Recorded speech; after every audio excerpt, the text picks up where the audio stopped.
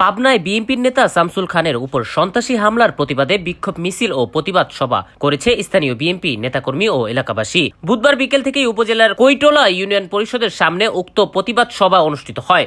এ সময় উপস্থিত ছিলেন বিএনপির নেতা ও ইউপি চেয়ারম্যান পিপুল, সাবেক চেয়ারম্যান আনিসুর রহমান আনিস সহ অনেকেই। ভুক্তভোগী শামসুল খানের অভিযোগ, গত 10 ফেব্রুয়ারি পাবনা আদালতে বিগত আওয়ামী লীগ সরকারের আমলে দায়েরকৃত মিথ্যা মামলার হাজিরা দিতে গেলে স্থানীয় আওয়ামী লীগ লোকজন ও ভাড়াটিয়া পিটুয়া বাহিনী হামলা শিকার হন তিনি। এ সময় স্থানীয় লোকজন গুরুতর আহত অবস্থায় তাকে উদ্ধার করে চিকিৎসার জন্য সদর হাসপাতালে পাঠানো হয়। এই বিষয়ে লিখিত অভিযোগ করা হলে তদন্ত সাক্ষেপে দোষী ব্যক্তিকে আইনের আওতায় আনা হবে বলে জানিয়েছে বেড়া থানা পুলিশ। আলমগীর কবির পল্লব, বেড়া উপজেলা, দেশ বৈচিত্র্য সংবাদ। শামসুল খার যে মার্ডার করার যে উদ্দেশ্যে তারা আঘাত এনেছিল, আমরা সেই আঘাতের প্রতিবাদ হিসাবে আজ কৈটলা ইউনিয়ন আয়োজিত একটা বিশাল মিছিল করেছি এবং আমরা প্রশাসনের কাছে দাবি করব তাড়াতাড়ি সেই হামলাকারীকে আইনের আওতায় আনা হোক। গত 10 তারিখ কোর্ট থেকে হাজিরে দিয়ে আসার সময় আওয়ামী লীগ গুন্ডা বাহিনী আমাকে অতর্কিতভাবে হামলা করে।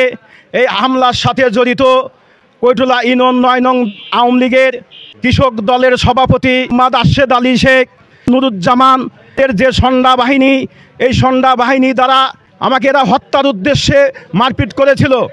এই কৈটলা ইউনিয়ন থেকে বিএনপিকে নিশ্চিহ্ন করার জন্য এরাই ষড়যন্ত্র করেছিল। আমরা যারা বিএনপির রাজনীতির সাথে জড়িত ছিলাম তারা কেউ 17টা 18টা 14টা এরকম মামলার আসামি। দীর্ঘ 17টা বছর আমরা বাড়িতে কেউ ঘুমাইতে পারিনি। মা বোনকে কোথায় থাকছে আমাদের কোনো, এই গত 5 তারিখের আগ পর্যন্ত আমরা কেউ বাড়িতে ছিলাম না। এই সন্ত্রাসীদের কারণে আমাদের এক ভাই, ওরা গত 17 সালে আমার এক বড় ভাইকে এরা নৃশংসভাবে হত্যা করে। আজকে শামসুল খাকে গত 10 তারিখে একইভাবে পাবনা থেকে গুন্ডা বাহিনী লেলিয়ে দিয়ে তাকে হত্যা করার উদ্দেশ্যে ওই পাবনাতে আক্রমণ করে। আমি বিশেষভাবে বাংলাদেশ জাতীয়তাবাদী দল বিএনপির পক্ষ থেকে, কৈটলা ইউনিয়নের পক্ষ থেকে এই আওয়ামী লীগের সন্ত্রাসীদের সুষ্ঠু বিচার চাই।